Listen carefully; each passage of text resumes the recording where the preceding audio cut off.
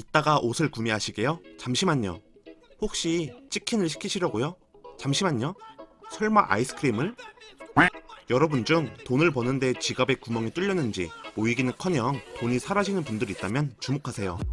오늘은 책 당신이 지갑을 열기 전에 알아야 할 것들을 참고해 돈을 쓰기 전 꼭 생각해 봐야 할 것 두 가지만 말씀드릴게요. 영상을 보고 나면 자연스레 합리적인 소비를 하는 뇌로 프로그래밍 될 겁니다. 느껴본 적 없는 놀라운 깨달음을 얻을 테니까요. 첫째, 체험을 구매하라. 물질적인 소비와 체험적인 소비 중 어떤 것의 만족이 높을까요? 소비를 한다는 건 본인이 부족한 것을 충족하는 거잖아요. 그러면 어떠한 것이 만족감을 높일까요? 책에 재미있는 이야기가 나옵니다. 일반인 중 2억짜리 우주 여행을 하는 사람과 2억을 들여 교외에 있는 집을 싹 개조하여 사는 사람 중 누가 더 행복한지 에피소드가 펼쳐지죠. 여러분은 어떤 사람이 더 합리적인 소비자라고 생각하나요? 아마 대부분의 사람은 후자라고 할 겁니다. 과연 그럴까요?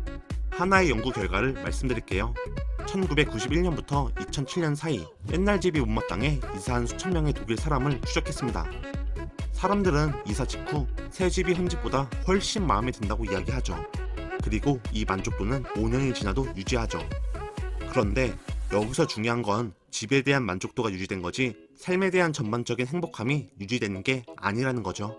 왜 그럴까요? 대부분 사람들은 새로운 환경에 적응하고 익숙해지기 때문입니다. 즉, 인간은 쉽게 적응을 하고 과거의 일을 망각해서죠. 과거를 한번 떠올려 보세요. 여행이나 콘서트에 갔던 때를요. 그리고 가구나 옷을 샀던 기억을 불러와 보세요. 전자와 후자 중 어떤 기억이 여러분을 행복하게 만드나요? 이러한 연구가 있었는데 34%만 후자가 더 행복했다고 응답을 했습니다. 왜 체험 소비가 더 많은 사람들이 행복하다고 느낄까요? 유대감이 한몫합니다. 즉, 옷이나 가방 같은 물질적인 소비는 나 혼자만 느끼고 만족하는 것인 반면 체험 소비는 주로 타인과 행하는 것으로 상호작용이 있다는 거죠.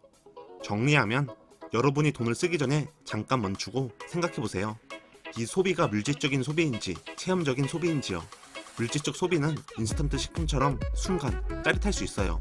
그런데 아주 짧은 시간 그뿐입니다. 반면 체험적 소비는 그 만족도가 오래가죠. 여름철 녹는 얼음 같은 물질 소비의 만족감 별 이유 없이 계속 하시겠습니까? 둘째, 시간을 구매하라. 이번 파트 정말 중요합니다. 여러분의 소비 패턴을 뒤바꿀 만한 이야기가 기다리고 있거든요. 시간은 뭐다? 돈이다. 다들 알고 있는 격언이죠. 그런데 일상에서 우리는 쉽게 놓칩니다. 어디서 타임 세일을 한다고 하면 길게 줄을 서기도 하죠. 즉, 그것이 절약하는 길이라는 생각에서죠.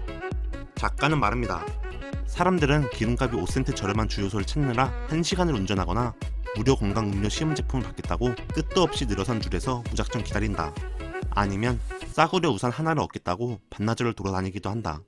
이렇게 우리는 몇 푼 아껴보겠다고 우리의 소중한 시간을 버리는 실수를 반복한다. 이렇게 눈에 바로 보이는 혜택만 쫓지 말고 그걸 취함으로써 자신이 무엇을 잃는지 생각해 볼 필요가 있습니다. 자린 고비식 절약과 합리적인 절약은 명백히 다르죠. 자린 고비식은 단돈 10원이라도 아끼기 위해 수단 방법을 가리지 않는 것이고, 합리적인 절약은 자신의 가치관에 따라 취사 선택을 하는 겁니다. 물론 시간이 돈이라는 맹목적인 믿음은 주의할 필요가 있어요.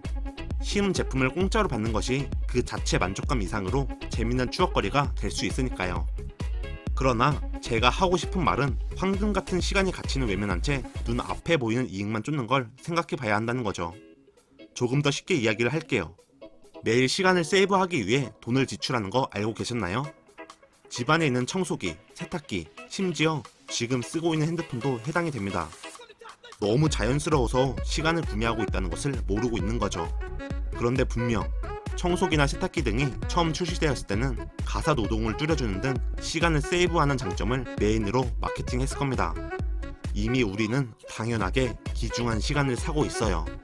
이것을 일상에 적용해보면 가치 있는 소비에 가까워지지 않을까요? 오늘도 끝까지 시청해주셔서 감사합니다. 여러분의 가치 있는 소비를 격하게 응원합니다.